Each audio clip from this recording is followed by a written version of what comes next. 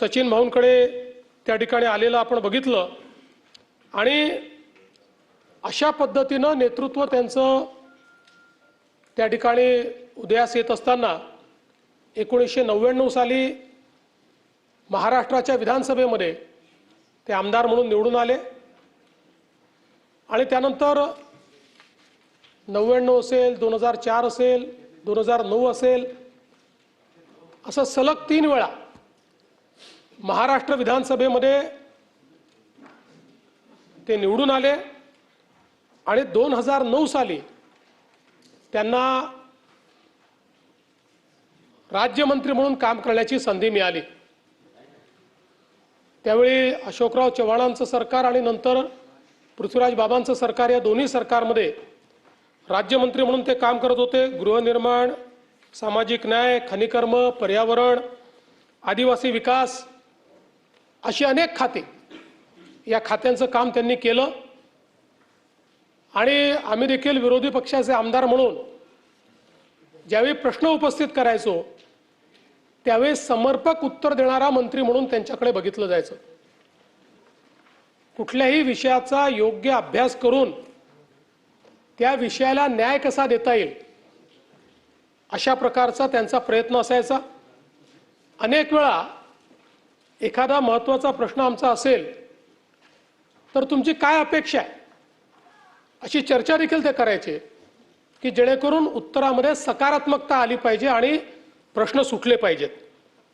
आणि म्हणूनच मला असं वाटतं की या सगळ्या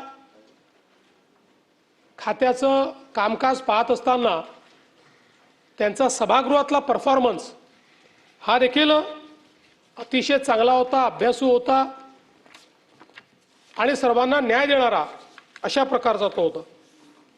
राष्ट्रवादी काँग्रेस पक्षाचे मुंबईचे अध्यक्ष म्हणून त्यांनी एक कार्यकाळ गाजवला आणि मोठ्या प्रमाणात पक्षाचा विस्तार करण्याचं कार्य त्यांनी केलं। पुढे त्यांनी शिवसेनेमध्ये प्रवेश घेतला। 2019 साली खरं म्हणजे ते निवडणूक लढतील असं त्या ठिकाणी चाललं होतं, पण जी काही पक्षातली परिस्थिती होती त्याच्यामुळे त्यांनी निवडणूक न लढण्याचा निर्णय घेतला। सुनील शिंदे साहेबही होते, सचिन भाऊही होते, पण पक्ष नेतृत्वाला त्या ठिकाणी संधी मिळाली पाहिजे म्हणून मग हे दोन्ही आमचे मित्र या ठिकाणी विधान परिषदेमध्ये आले आणि विधान परिषदेमध्ये आल्यानंतरही खरं म्हणजे जो काही पहिले उद्धवजीचा काळ होता, नंतर मग शिंदे साहेब, मी अशा काळामध्ये ज्या जी त्यांच्यावर जबाबदारी आली त्या जबाबदारीला न्याय देण्याचा प्रयत्न त्यांनी केला।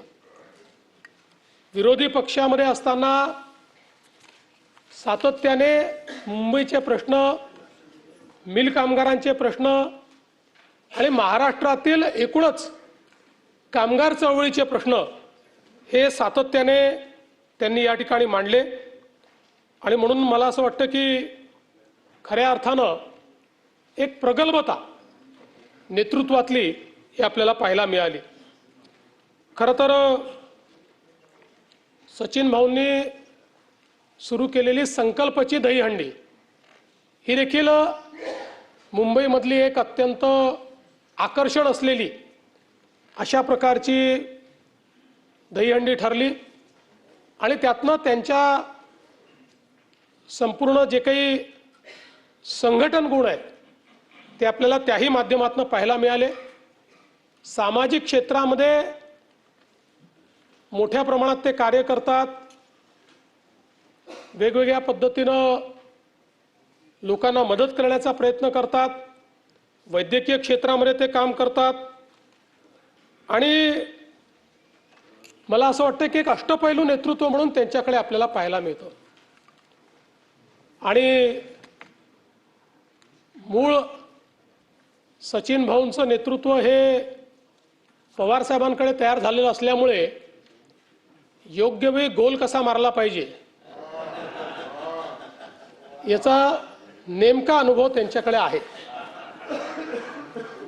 राजकारणामध्ये भाई योग्य वेळी योग्य निर्णय करणं